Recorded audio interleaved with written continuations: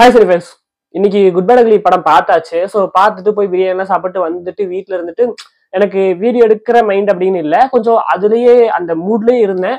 So இன்ஸ்டாலாம் பார்த்துட்டு அப்படியே சுற்றிட்டு இருந்தேன், நைட் எடுக்கலாம் அப்படின்னு சொல்லிட்டு இருந்தேன். எனக்கு தோணுனா தான் எடுப்பேன். ஸோ அதனால இப்போ திடீர்னு சில விஷயங்கள் இன்ஸ்டால நடந்தது. அதெல்லாம் பார்த்ததுக்கு அப்புறம் தான் எனக்கு இதை பத்தி பேசணும் அப்படின்னு சொல்லி தோண வந்துச்சு. ஸோ ஃபர்ஸ்ட் குட் பை uglyக்கான இந்த ரிவ்யூ ஃபர்ஸ்ட் சொல்லிடுறேன், ரொம்ப சிம்பிளா டக்குன்னு முடிச்சிடுறேன். ஸோ ஒன்லைனா பார்க்கும்போது வந்துட்டு பையனை காப்பாற்ற வந்து அப்பா காப்பாத்தினாரா இல்லையா, காப்பாற்ற ப்ராசஸ்ல என்ன நடந்துச்சு, அவருடைய பிளாஷ்பேக், அவர் எப்படி பட்டவர் அப்படிங்கிறதையும் அவர் இப்ப என்ன பண்றாரு அப்படிங்கிறதையும் காட்டுற ஒரு படம். இந்த ஒன்லைனருங்கிறது ரொம்ப சிம்பிளா இருக்கு. எப்பயுமே ஒரு விஷயம், ஒரு டேரக்டர் ஏதோ ஒரு இன்டர்வியூ சொன்ன மாதிரி எனக்கு ஞாபகம், ஒன்லைனர் சின்னதா இருந்தாலோ வேர்ல்டு சின்னதா இருந்தாலோ ரைட்டிங் சூப்பரா பண்ணிடலாம் அப்படின்னு சொல்லிட்டு. அந்த வகையில இந்த வேர்ல்டுங்கிறது அந்த வேர்ல்டோட அந்த எதை காட்ட போறாங்க அப்படிங்கிற அந்த வேர்ல்டு ரொம்ப குட்டியா இருந்ததுனால, இந்த ஒன்லைனர் குட்டியா இருந்ததுனாலே படம் சூப்பரா இருந்துச்சு.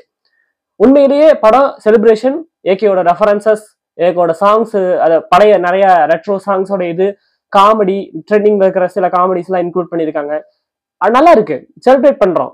ஒரு இடம் கூட லேக் இல்ல, ஒரு பர்சன் கூட ஏன்டா இதை வச்சீங்க அப்படின்னு தோணல, இதை தூக்கி இருக்கலாம்னு தோணல, இதை அப்படி பண்ணிரு இப்படி பண்ணிருக்கலாம் அப்படின்னு தோணவே இல்லை. ஒரு 2.75 மணி நேரம் செலிப்ரேஷன், ஃபுல் தியேட்டரே வைபு. 3 மணி நேரம் அந்த 2.75 மணி நேரம் கத்தி கத்தி அப்படி ஒரு வைபு. இப்படி ஒரு வைபுல இருந்துட்டு வந்ததுக்கு அப்புறமா இப்படி ஒரு படத்தை குறை சொல்றாங்களே அப்படின்னு தான் தோணுது. என்ன குறை சொல்றாங்க அப்படின்னு பார்த்தா, சாங்ஸ் ரெஃபரன்ஸ் எடுத்துருங்க, படம் ஒண்ணுமே இல்லை, என்ன ஒண்ணுமே இல்லை. சாங்ஸ் ரெஃபரன்ஸ்க்காக தான் இந்த படமே பண்ணது. ஒரு படம் எதுக்காக பண்றாங்க அப்படின்னு ஒரு மேட்டர் இருக்கு, சரிங்களா? இப்போ ஒரு சாங்ஸ் அந்த ரெஃபரன்சஸ், இப்ப ஏகே சார் இருக்காரு, அவருக்கு ஒரு படம் பண்ணணும், அவருடைய பழைய படங்களோட ரெஃபரன்ஸ் எல்லாம் நான் எடுத்துக்கிறேன், எனக்கு பிடிச்ச ரெட்ரோ சாங்ஸை நான் எடுத்துக்கிறேன், இதை நான் வந்துட்டு ஒரு கதைக்குள்ள ஃபிட் பண்ணி காட்டினா ஃபேன்ஸ் வந்துட்டு செலிப்ரேட் பண்ணுவாங்க. ஸோ அதுக்காக நான் ஒரு கதை எழுதுறேன். அதுக்கான கதையை நான் அப்படி எழுதும் போது ரொம்ப காம்ப்ளெக்ஸ் எல்லாம் தேவையில்லை. கேங்ஸ்டர் கதை எழுதுறேன், ஒரு கேங்ஸ்டர் அவர் வந்துட்டு பிரசன்ட் அவருடைய பையனை காப்பாத்துறதுக்காக வர, ரொம்ப சிம்பிளான ஒரு கதையை எழுதிக்கிறேன். இந்த கதைக்குள்ள எதெல்லாம் எப்படி எந்த ரெஃபரன்ஸ் எல்லாம் கொண்டு வந்தா நல்லா இருக்கும், எந்த ரெஃபரன்ஸ் எல்லாம் கொண்டு வர முடியுங்கிறத பார்த்து அந்த ரெஃபரன்சஸ் எல்லாம் எடுத்து அதை எழுதி அதை கொண்டு வந்து எந்த ரெட்ரோ சாங்ஸ் எங்க பிளேஸ் பண்ணா நல்லா இருக்கும் அப்படிங்கறத எழுதி அதை பக்காவா பண்ணி ஷூட் பண்ணி எடிட் பண்ணி எல்லாம் பண்ணி ரிலீஸ் பண்ணா, இதை எடுத்துட்டா படமே இல்லைன்னா அதுதான் படம். இவங்க கதை, அதாவது ஆதிக்கு வந்துட்டு கதை எழுதிட்டு அதுக்குள்ள ரெஃபரன்ஸ் ஃபிட் பண்ணல, ரெஃபரன்ஸ் அண்ட் சாங்ஸ் எழுதிட்டு கதை எழுதினாரு. அப்ப ரெஃபரன்ஸ் தூக்கிட்டீங்கன்னா படமே இல்லை, ஓகேங்களா?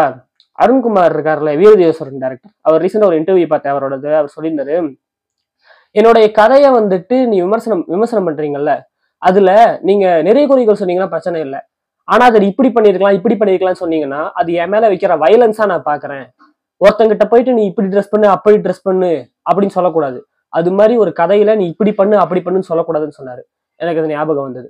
ஒரு கதை அதை ஒரு டேரக்டர் எழுதுறாரு, அதை எடுக்கிறாரு அப்படின்னா நிறைய குறிகள் சொல்லலாம், இது எனக்கு ஒர்க் ஆகல, இது எனக்கு ஒர்க் ஆச்சு, இதையே இப்படி காட்டுனீங்க, இது பொலிட்டிக்கலா ராங்கா இருக்கு, இது எத்திக்கலா ராங்கா இருக்கு, இது வந்துட்டு நீங்க மாத்தணும், இந்த டைரக்டரோட மைண்ட் ஏன் இப்படி இருக்கு, இதெல்லாம் சொல்லலாம், தப்பு இல்லை.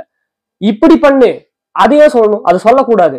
எந்த ஒரு டைரக்டரும் அவருக்கு என்ன தோணுதோ அதான் எடுப்பாரு, ஓகேங்களா?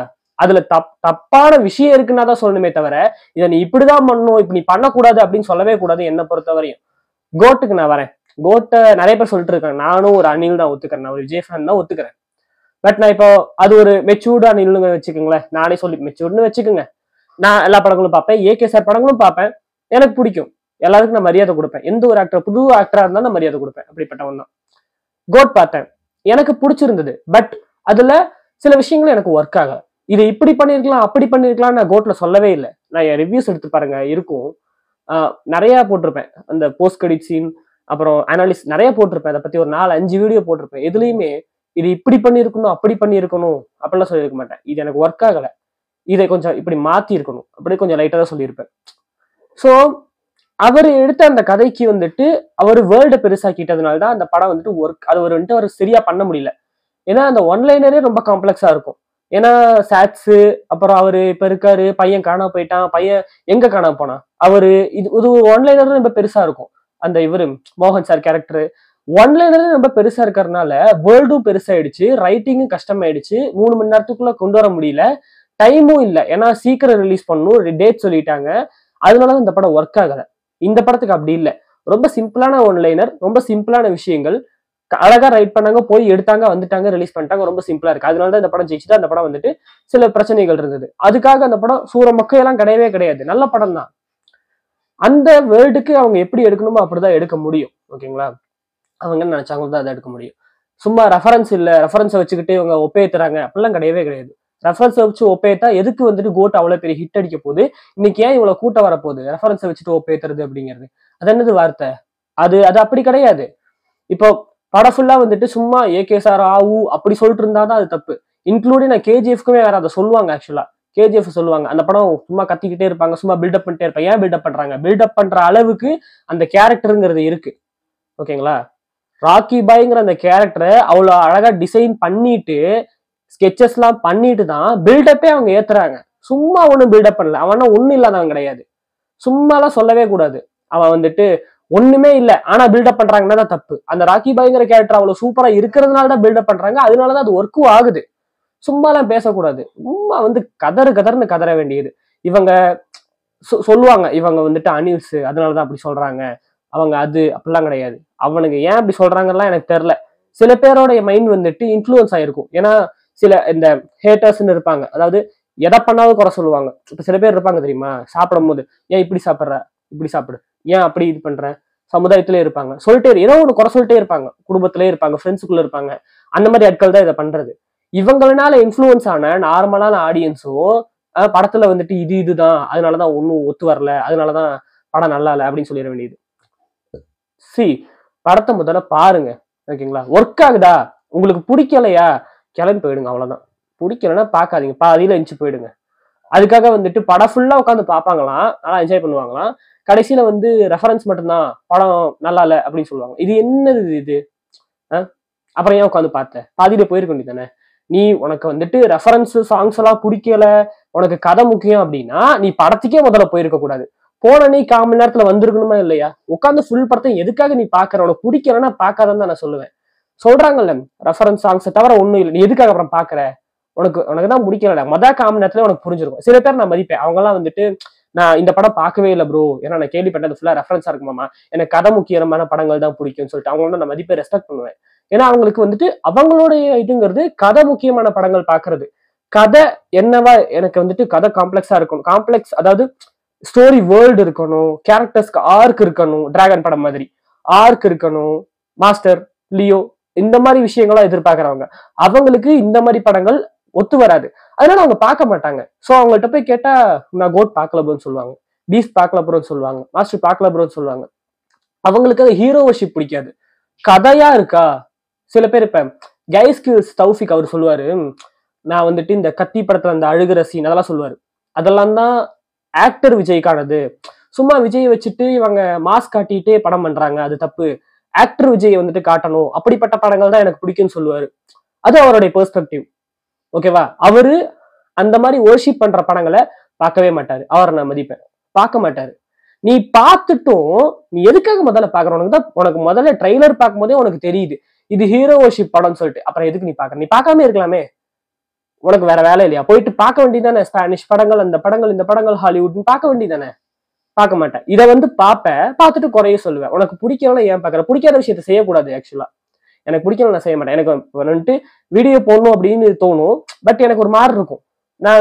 நான் சேனல்ல அதிகமா வீடியோஸ் இருக்கிறது இல்லை. இப்ப முன்னாடி போட்டே இருந்தேன், எனக்கு பேர்ன் அவுட் ஆயிட்டேன். எனக்கு வீடியோ போட எனக்கு தோணலை, நான் பண்ணலை, அவ்வளவுதான். எனக்கு இப்ப ஸ்வீட் ஹார்ட் படம் வந்துச்சு, அந்த சமயத்துல என் மூளை ஒரு மாதிரி ராட்டா இருந்தது, ஒரு மாதிரி அமைதியா இருக்கலாம்டா அப்படிங்கிற மாதிரி இருந்தது. நான் ஸ்வீட் ஹார்ட் படம் இன்னுமே பார்க்கல, ஓடிடியில பாத்துக்கலாம்னு விட்டேன். ஏன்னா அப்ப எனக்கு எதுவும் பண்ண தோணல, நான் பண்ணல. உனக்கு தோணாத விஷயத்த எதுக்கு நீ பண்ற? அப்புறம் பண்ணிட்டு ஏன் அந்த குறைய சொல்ற? பிடிக்கலன்னா பாக்காதீங்க தான் நான் சொல்லுவேன். இப்போ எனக்குன்னு பெருசா ஆடியன்ஸ்லாம் ஒண்ணும் கிடையாதுங்க, பாக்குறது ஒரு 10-15 பேர், ஒரு 20 பேர், அவங்களுக்கு இது ரீச் ஆனா போதும். சோ அந்த 10-15 பேர் 20 பேர் இருக்கீங்களே, அவங்களுக்கு தான் நான் சொல்றேன். உங்களுக்காக நான் சொல்றேன், 20 பேர் தான் இருக்கீங்கனாலும் இருக்கீங்களே, அவங்களுக்கு சொல்றேன், பிடிக்காத விஷயத்த செய்யாதீங்க, அவ்வளவுதான். ரொம்ப சிம்பிள். லைஃப் வந்துட்டு ரொம்ப காம்ப்ளெக்ஸாலாம் கிடையாது, ரொம்ப சிம்பிளான விஷயம் தான். ஒன்னொன்னு ஃபெமினிஸ்ட் அது இது யூடியூபர் வந்துட்டு இது பண்றாங்க, இது கொடுத்துட்டு, அதாவது நன்கொடை கொடுக்குறங்கிற பேர்ல வந்துட்டு அசிங்கப்படுத்துறாங்க, பொய் பேசுறாங்க, ஸ்கேம் பண்றாங்க, ஆக்ட் பண்றாங்க, விளாக்ஸ்ங்கிற பேர்ல ஆக்ட் பண்றாங்க. இந்த காம்ப்ளெக்சிட்டியே தேவையில்லை லைஃப்ல. உங்களுக்கு பிடிச்சதா பாருங்க, பிடிக்கலாம் விட்டுருங்க. எனக்கு இப்பெல்லாம் இன்ஸ்டாகிராம்ல நான் வந்துட்டு எனக்கு ஏதாவது ஒரு அக்கௌண்ட் நான் பார்த்துட்டு இருப்பேன், ஃபாலோ பண்ணி வச்சிருப்பேன். ஏதோ ஒரு அவங்க நமக்கு சம்பந்தமே நமக்கு எதிரான ஒரு விஷயம் சொன்னாங்கன்னா, அவங்க நமக்கு எதிராக சொல்லிட்டாங்க, ஓகேங்களா. அவங்கள நான் ஹேட்லாம் பண்ண மாட்டேன், ஜஸ்ட் அன்ஃபாலோ பண்ணிட்டு வந்துருவேன். ஏன்னா எனக்கு எதிரா இருக்காங்க.